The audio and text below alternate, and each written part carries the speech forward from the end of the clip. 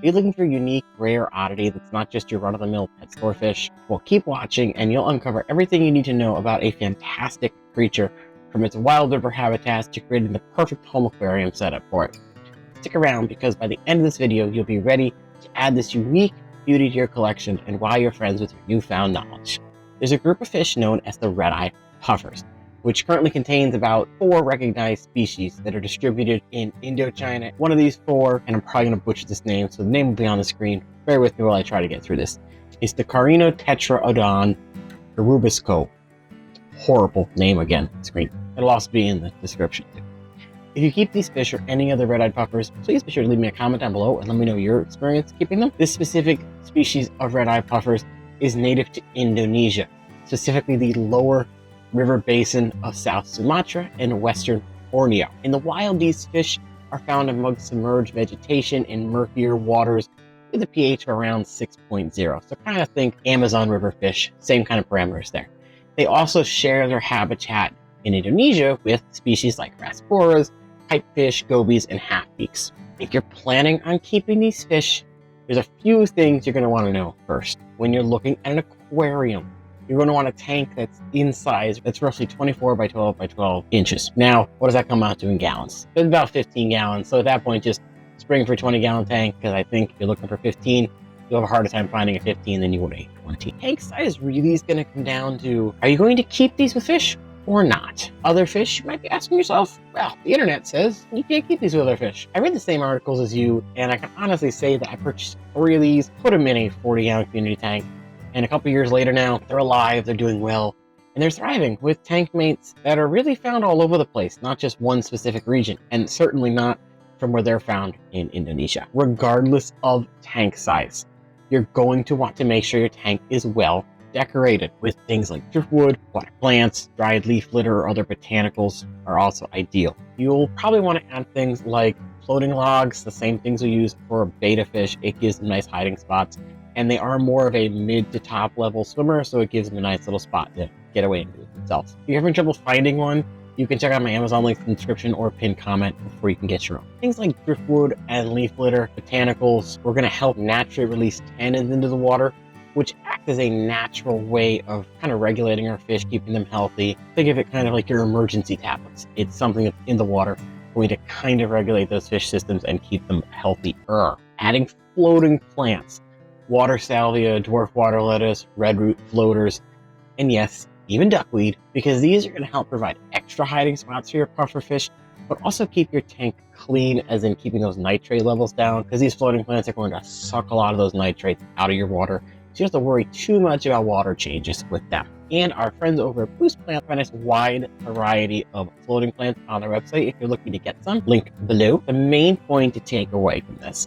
is you're going to want to have plenty of hiding spots in your tank so they can stake their own claim and just feel safe and have their own place. If you're reading articles online about this fish, you're going to see things stating you need something like 5 times the amount of water flow to the size of your aquarium. So if you've got about a 15-gallon tank, you're going to want something that's 75 gallons of flow. I have not personally found this to be the case. I only have 1 large hydrodual sponge filter in my tank hooked to an air pump, and mine seem to do fine in it. I think it's more going to come down to if you're keeping the water clean, the fish will be happy. I'm also not trying to breed the fish, so I'm not trying to simulate any kind of natural water flow they're used to in the wild, because most of these are going to be wild caught fish. There's only been a couple recorded cases of people actually breeding these. Now, it doesn't mean people aren't breeding them in tanks, but it doesn't mean that they're not, going out and posting or writing articles saying, hey, I bred this fish. Talk about water parameters in food. You're going to want to maintain a water temperature of between 68 to 82 Fahrenheit, which for a community tank, that's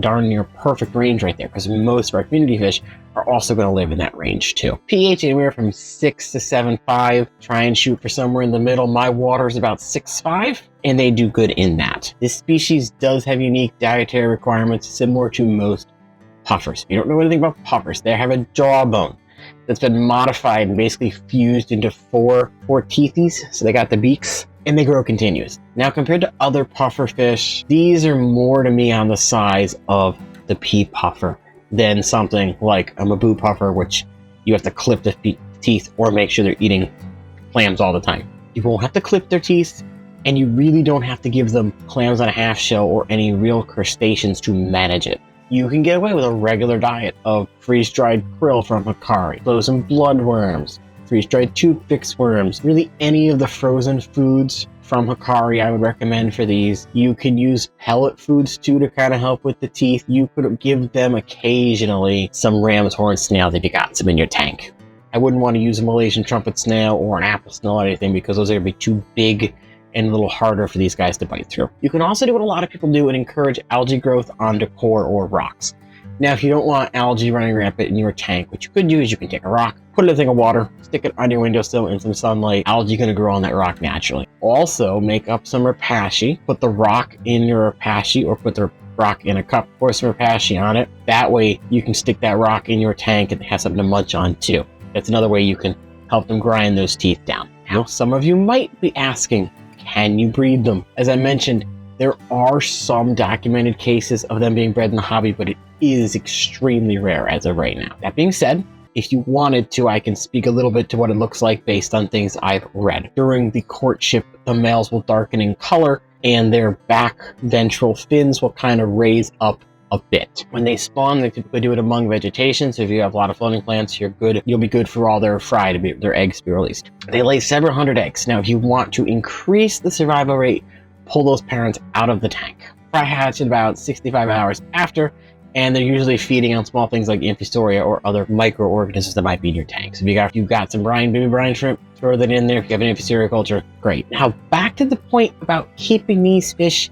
in a community setting. This species, to me, appears far less aggressive than some of its relatives. But it's best to keep them with more peaceful schooling fish that are large enough where they can't get eaten, but not super big where they're going to outcompete the fish for food. Personally, I like seeing mine interact with the other fish in the tank, so I don't want to have a species-only tank. I like community tanks. I like seeing all these different fish act together. So I would suggest we try them with some peaceful fish. Males can also be a little territorial, so you're going to want enough spaces for them to run and hide and claim as their own. At this point, you're probably screaming at me through the computer just to tell you what fish I personally keep mine with. So without further ado, here's my list of approved tank mates for this particular red-eye puffer. Like I said, mine currently live in a 40-gallon community tank. Some of the things in that tank are Congo Tetras, Penguin Tetras, Bristlenose Plecos, Lampi Tetras, Zodiac Loaches, Rummy Nose Tetras, Fire Danios, Black Phantom Tetras, Indian Peacock Eel, and Guppies. The Guppies have an added benefit because when they breed, the puffers will eat the fry, so it kind of manages the populations there. Those of you interested in pufferfish, I will link another video to an easy pufferfish, a peat puffer. Most of you will know them. I would say peat puffers and these guys are your entry-level puffers if you're looking to get into pufferfish. If you enjoyed the video, give it a thumbs up. Make sure you subscribe for more aquarium tips and species profiles. Check out the description for recommended products and links. Thank you for watching as always, and happy fish keeping.